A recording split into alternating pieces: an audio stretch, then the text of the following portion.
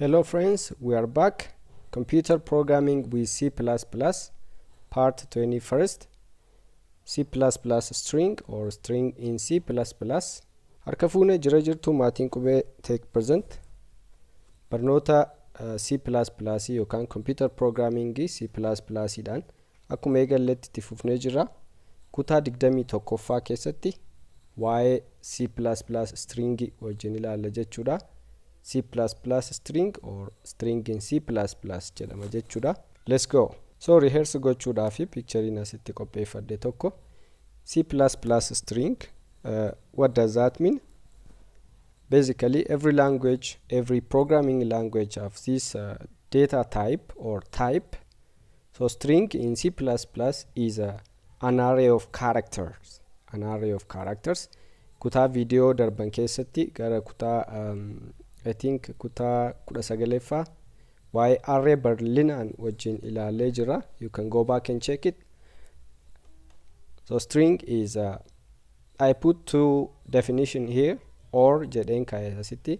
String is an array of characters or a collection of characters jedhen akkasitiin kaayee jechuudha. Maalifan akkas or godhee kaayee. There are two ways you can use strings in C++. You can utilize in two ways, either through string object, which is a C++ version, one of the standard library kan jedhamu keessa kan jiru yoo ta'u fi C style C++ inga C language irraa upgrade ta'e waan ta'eef stringi kana C style dhaan yookaan C string bifa C language itiin fayyadamu jechuudha. Well, C style gaafa ilaalu definition isa jalqabaadha. Stringin kuni array of char type ta'achuudha. Yoo kana kara object yookaan kara C++ stringi standard library kana fayyadamne immoo it's going to be a collection. Besides using object fixed length dirqama kenninu hin qabnu jechuudha. Array yoo ta'e fixed length kennina. Video darban keessatti ilaalleerra. Yero object isa fayyadamnu immoo we don't worry about the fixed size of characters jechuudha stringi keessatti. So let's start with first part. Let me say it first part using C style stringi kana gaafa ilaallu akkamidha jechuudha. Stringini bifa arraytiin or array of character jenne yeroo darbe data type char name jenne or you can say char x jettanii akkatti define gochuu dandeessu. Kun maal qabatti jechuudha? Characteri tokko qobaa qabachuu dandeesse jechuudha. Whatever ASCII code qabu qabachuu ni dandeesse jechuudha. Characterin kuni akkasittiin yookaan immoo $sign gochuu dandeessu. This is a character. C style gaafa jedhamnu stringi maal gochuu dandeenya jechuudha. First of all, let this be here. Okay, fine. So array kana stringi itti jijjiiruudhaafi characteri kana maal goona? Let's just change a name jenne akkasitti maqaa fuudhuu gaafa barbaannu fakkeenyaaf as keessatti array size kennina jechuudha akkattiin. Kun maal jechuudha amma characteri ta'aniitu characteri maximum 30 declare godheen jira jechuudha. Name kana irratti characteri 30 apply godhuu nan danda'a jechuudha. Yoo directly initialize goone fi assign goone akkuma array kaani yeroo baay'ee integerii dhaaniin fudhee isin agarsiise yoo yaadattu ta'e integerii dhaaniin akkatti define isinii godhaa ture yoo yaadattu ta'e you can go check waan akkasii hojjetaa turre jechuudha. So characteri itti jijjiiruu mada garaagarummaan isaanii here char actually this is a char jedhu char ani char jedheen dubbisaa ture. I think it is char. Kanaafi akkatti declare gochuu dandeenya. Kana gaafa fayyadamnu bifa akkanaatiin declare gochuu dandeenya. Either we can put each character in a separate single quotation. Quotationi akkatti qoba isheetti akkatti kennuu dandeenya. Akkattini. Okay, here is my name. Okay. Akkasitti amma this is proper string jechuu dandeenya jechuudha. Kun sizein soddoman jedhe asitti garuu I can put 5 godhuu nan danda'a basically. Let it be here. Maximum isaadha waan ta'eef haa ta'u akkasitti. Garuu wastage of memory waan ta'uu maluuf tokko 2 3 4 5 jechuu dandeessu akkasittiin. So the thing is gaafa string C++ style kana fayyadamnu bifa kanaan declare gochuu ni dandeenya, which is pretty boring. Waan akkasii boring fakkaata. Dhuma isaadha jechuudha. Akkamitti dhuma string beekaadha. Fakkeenyaaf let me call this a name 1, copy this, go home and paste name 2. I can say 10. Rakkoon qabu kuni double quotation is always string in C++. Okay, garagara single quotation immoo character taate jechuudha. Okay, kun amma garagarummaan isaa maal asitti yoo laalle fakkeenyaaf size isaanii wal qixxeessina. Why special character ilaalaa turreerra video darbe keessatti C++ special character kan jedhamu video dheeraa tokko hojjedheera. Achi keessatti yoon hin ibsine ta'e /0 kan jedhamtu kun maal jedhamti? Null terminator jedhamti. Null pointer terminator yookaan null terminator. Defaultidhaan C++ni dhuma stringii kanarratti akkasittiin yoo nuti galchines rakkoon qabu ofiisaa galcha jechuudha. Akkasittiin amma kaaraakterii laman gashe garuu specially waan taateef single quotation keessa kaa'uu dandeenya. Kun amma null character terminator jechi indicates end of the string jedhamte jechuudha. Null terminatorin kuni end of the string indicate gooti. Anasitti dabalees dhiises garuu compilerin itti dabaluunsaa in ooluu jechuudha. Okay, let's see what will happen. Mee size isaanii kana baruu ayaallu akkattiin let me say cout yaadattu taanaan size of jenne akkatti galchaa turre. Baay'ina isaanii baruu yoo barbaanne yoo string kun amma kaariidha, tokkoon ishee baay'iti tokko waan taateef hiruu tokko ta'a yoo type of jedhe jechuudha. Yookaan immoo size of yoon jedhe size of array at 0 yoon jedhe waan taateef kun amma baay'ina isaanii nuu kenna jechuudha. Kan ammoo compile goone run goone compile what does it say? Initializer string of an array character too long char is too long jedha. Asirratti amma 5tu jira la fakkeenyaaf asis 5 jira. Garuu ja'effaarra the 6th one ja'effaarra /0 kan jedhamtu null pointer terminator ofiisa append itti godha waan ta'eef compilerin kuni ofiisa itti dabala waan ta'eef akkasittiin kaa'uu hin dandeenyu jechuudha. Kun amma error ta'a jechuudha. Sizing gamana jiruu fi gamana jiru mismatch wal godhee jira jechuudha. Okay, kanaaf maal gochuu danda'a? Asitti yoon barbaadeettiin dabala /0 tuun jedhe compile godhe ammas wanti kun error mata. Asitti yoon 6 godhe immoo errorin kun ni badaa jechuudha. Argitanii? Okay, this is very nice. Ishee kanas 6tti jijjiiruu dandeessu. Okay, kanaaf kana ofiisaa default itti dabale kana ofii kon itti dabale jechuudha. Ani waan inni itti dabalee fi size ofiisaatti hin dabalu.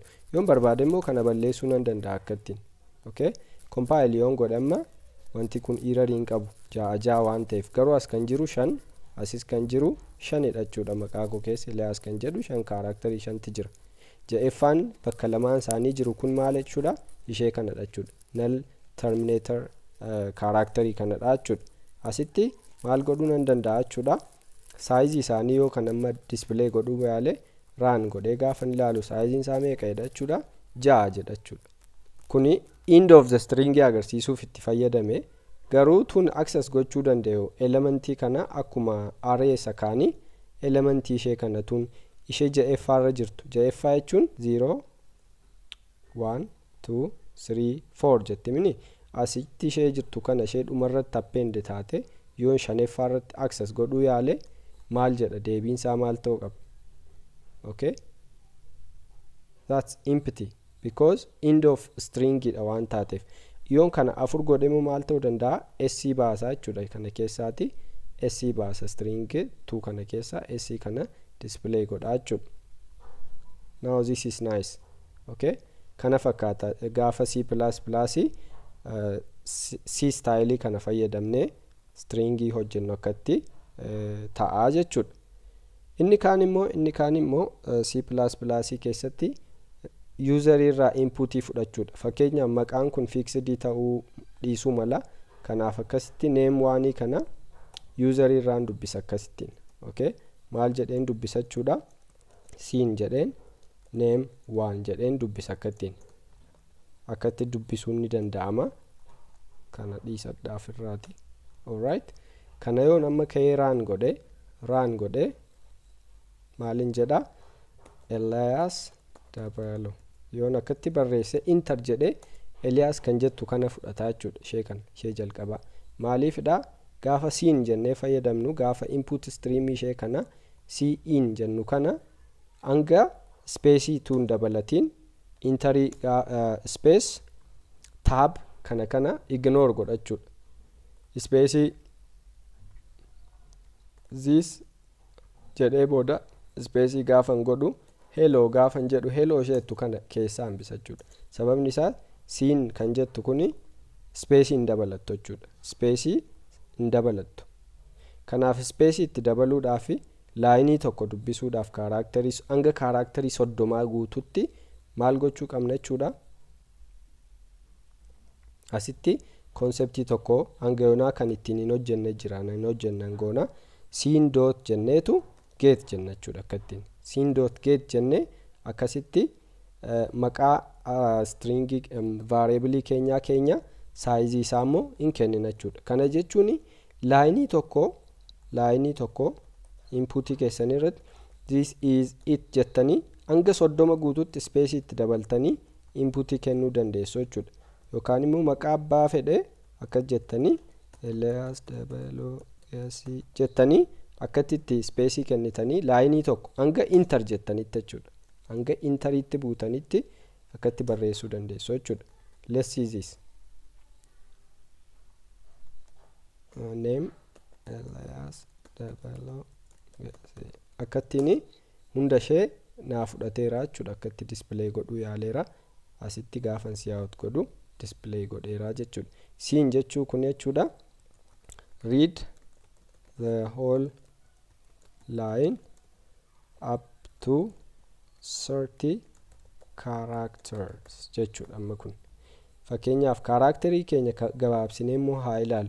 Kanuma let's make it 10 gooneetu maximum ishee kanaas 10 goone 10 ol immoo barreessuu yaalla. Maal akka ta'u ilaalla. Elias Debelo amma 10 oli kun maal fudhate jechuudha? Kaaraakterii hanga 10 jirtutti fudhate ishee kan ignore godhe jechuudha inputii keenya. Kanaaf isheen kuni maximum input size keenyaati jechuudha. Let's back to the 30. Okay. Yoo karaa kaan immoo barbaaddanii karaa kaan immoo namni tokko inputii gaafa galchuu hanga kaaraakterii wayitti buutti. Fakkeenyaaf yoonni doolaarii barreesse inputiin keenya haa dhaabbatu jennee yoo yaanne akkasitti barreessuu dandeenya jechuudha. Akkasitti maal godhuu dandeenya jechuudha? Hangani doolaarii barreessutti taphichi itti fufachuudha. Laayinii guutuu hanga kaaraakterii 30tti dubbisaa jechuudha. Elias jedhee akkatti asitti doolaarii gasheen jedhee akkatti noon barbaase. Amma kun amma walitti 30 gadidha. Garuu gaafa doolaarii kanarra ga'u dhaabbachuu qaba. Maal jedhechuudha? Hanga doolaariitti dubbiseetu dhaabbatee jechuudha. Kanaaf hiikti kanaa maal jechuudha? Read the whole line up to 30 characters, 30 characters while $sign not included. Akkatti hiikkachuu dandeessu jechuudha. Ingiliffa koo dogongoruu hin danda'a. Garuu hanga doolaara dubbisuutti dubbisachuudha. Maksimamii 30. Kanaaf kanatu 100 goone inputii keenya 100 goone doolaara amma ga'utti dubbisne ni dandeenya jechuudha. Okay? This is it. Kun amma maal jedhama jechuudha? C style jechuudha. Language C irraati style nuti string itti fayyadamnu jechuudha. This is very nice. Well, kana fakkaata. Kutaan kaan immoo string gaafa standard library fayyadamnu jechuunis C++ kan inni fidee dhufe gaafa string objectii fayyadamnu jechuudha, which is part of standard library in C++. Gaafa isa fayyadamnu immoo hojii nuu salphisa jechuudha. String is an array of character kan jedhu irraati. String is now collection of characters jechuun danda'a jechuudha. If this makes sense, you can thumbs up, okay? Walumaa galatti hiikti kanaa maalidha? Standard library C++ in fidee dhufe C irratti kan inni da'ee warra kanadha jechuudha. Stringi bifa akkuma int yookaan immoo char x jennee fayyadamnu akkasuma stringis akkasuma salphisnee akka fayyadamuu dandeenyudha jechuudha. Kana fayyadamuudhaaf asirratti header file tokko include godhachuu qabdu. Innis string jedhama asitti. String jedhama asitti include gootu asitti fayyadamuu dandeessu jechuudha. Okay? You can say small case letter dhaan string name jettanii akkatti salphaatti akkatti barreessuu dandeessu jechuudha. This is very interesting. Kana compile on godhe maal jedha? Error jedha. String is not in this scope jedha. Kun name standard in fayyadamne iyyuu ta'e natti fakkaata. Let's try std akkas godhuu dandeessu. Yookaan immoo kana dhiisneetuma akkatti compile gootanii error free dha. Standard library fayyadamtanii jechuudha. Kana immoo as kaa'uu dandeessu akkuma duraan godhaa ture using name space std jettanii asitti declare gootanii kun amma this is a valid thing jechuudha.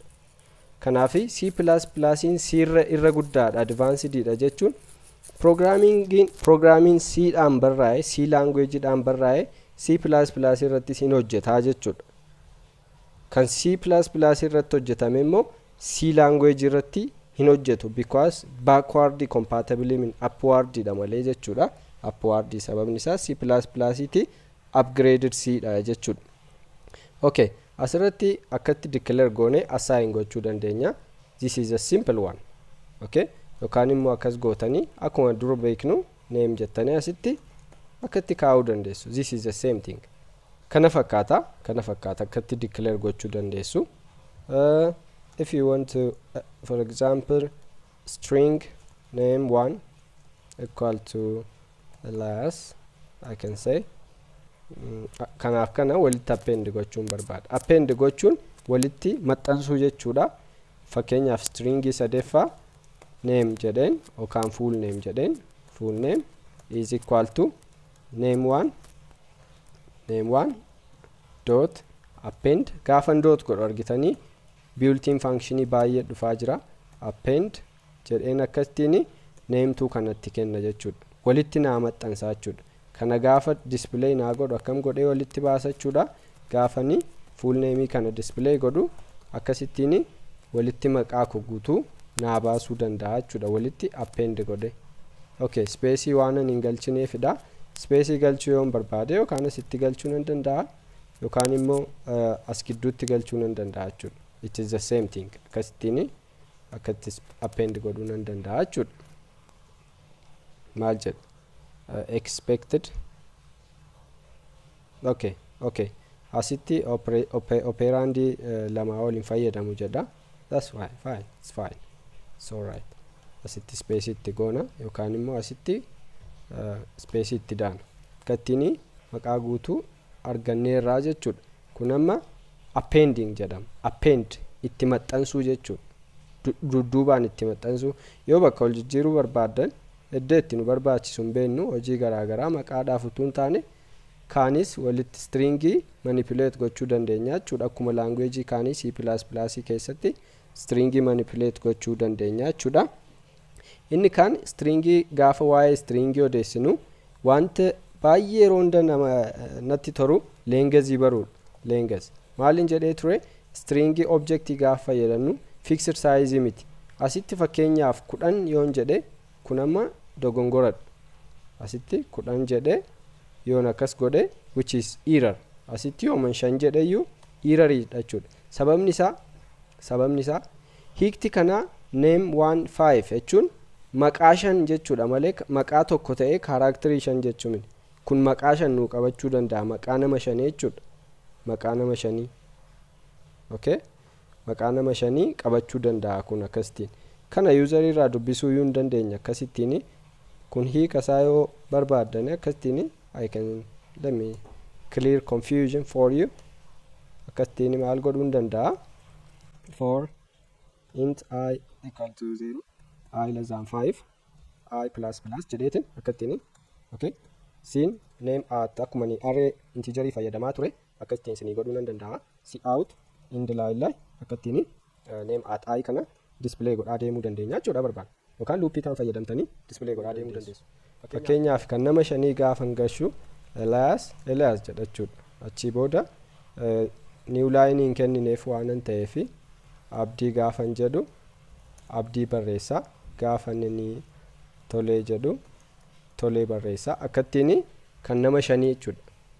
Maqaa tokko ta'ee leengezii 5 tuun taane maqaa nama 5 jechuudha kana jechuun.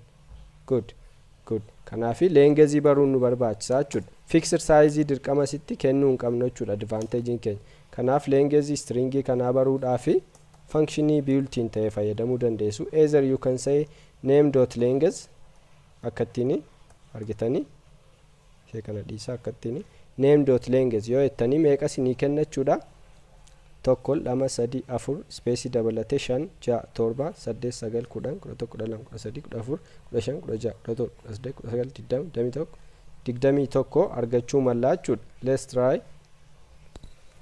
Alright 21 nuu kenne jechuudha leengezii keenya yookaan immoo parallelly size jedhamus jira isa fayyadamuu dandeessu asitti size jettanii okay lamaan isaaniiyyuu hojii wal fakkaataa hojjetu jechuudha kan stringii kana keessatti.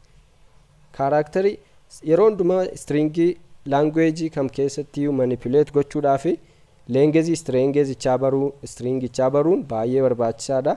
Ittaanee immoo elementii tokko ishee kana access gochuu yoo dandeessanii stringii abbaa feete manipulate gochuu dandeessaa jechuudha. Good. Fakkeenya sasalphaa kana gaafa fudhannu hojii nutti hin fakkaatu garuu warri kun baay'ee basicidha jechuudha. Leengezii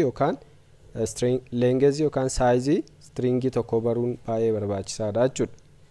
Kun immoo fakkeenyaaf akkamitti waasin agarsiisa jechuudha. Ittaanuudhaan erga leengezii arganneeti kana leengezii kana maal godhuu dandeenya integer len jennee asirra kaa'achuu dandeenya jechuudha. Basically you know how this works. Akkasiin qabachuu dandeessu leengezii keessanii kana immoo itti fayyadamuu dandeessu jechuudha. Inni kaanoo elementii akkamitti access goona accessing element name at 6 gaafennu maal nuu kenna jechuudha 0 1 2 3 4 5 6 SC kana yoo sirrii lakkaa'e ta'e SC kana nuu deebisaa jechuudha. Akkasitti return nuuf godha akkasitti return nuuf godha. Kun accessing characters string characters jedhama jechuudha. Okay kana gochuu dandeenya.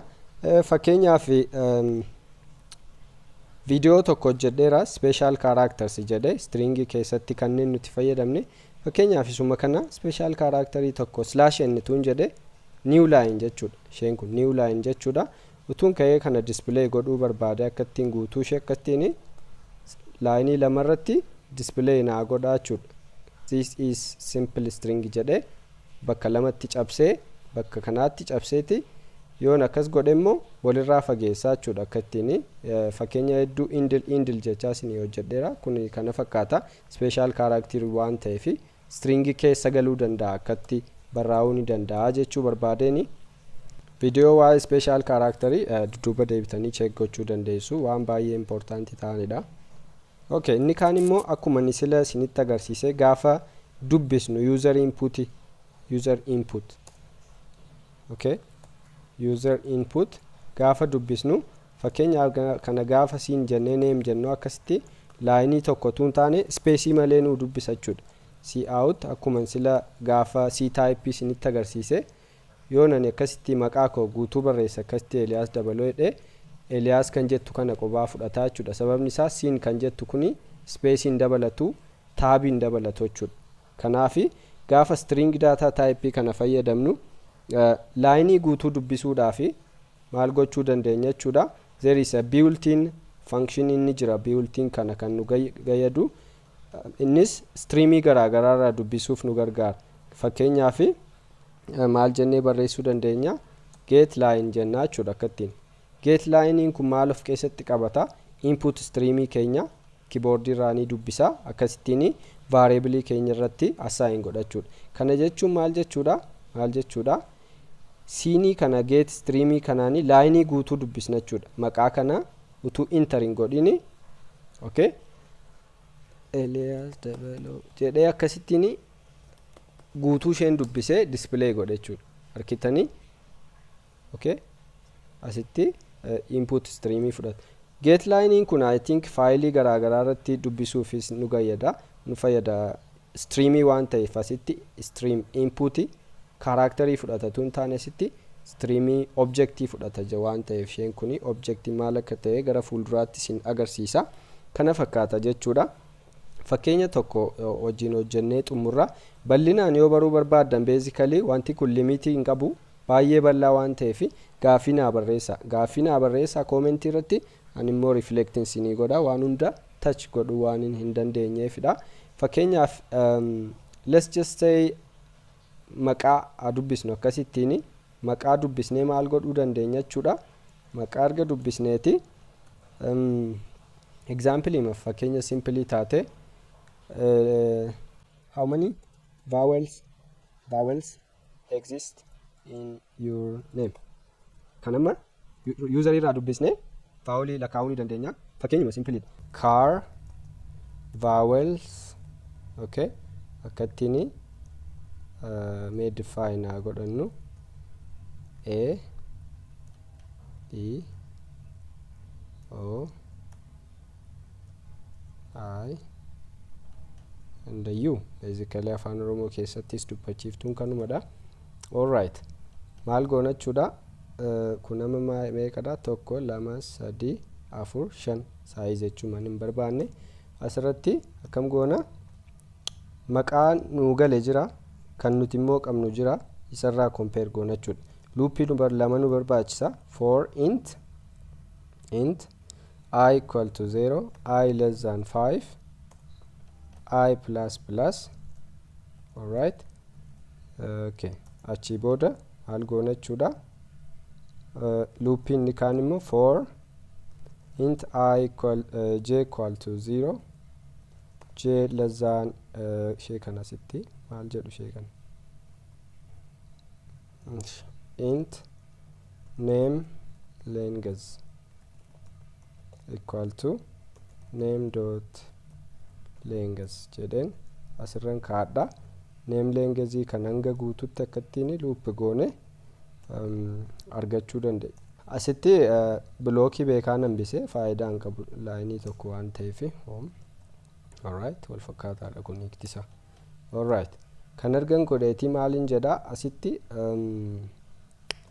int vowel v count or vowel count edu count dura 0 ture hin beeknu waan ta'eef baay'ina ishee maal goona jechuudha yoo name keessa kun jedha basically character hin jiruu fi yoo vowels no where is vowels keessa immoo ayin kun yoo wal fakkaate jechuudha basically kun maal jechuudha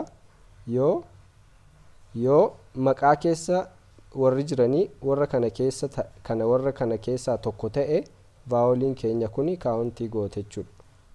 Okay asitti dhufnee ala baane erga fitneeti asitti maal jechuu dandeessina number of vowels in what is name kana keessa jiru are or is jedhen meeqa kasheen taate waan hin beekneef okay akkatti vowel county kana taati jedhen display godha waan simply dha. Let's see if it works anyway. Elias number of vowels are 3 yes okay let's see Jala basically 2 all right. So video keenya kana fakkaata baay'inaan yoo gaaffii qabaatta waa'ee string ilaalchisee na gaafachuu dandeessu. Gaaffilee qobaatti immoo yoon danda'e gaaffii important ta'an siniif hojjedha. and go na subscribe and go on it and unsubscribe goda. Thank you very much.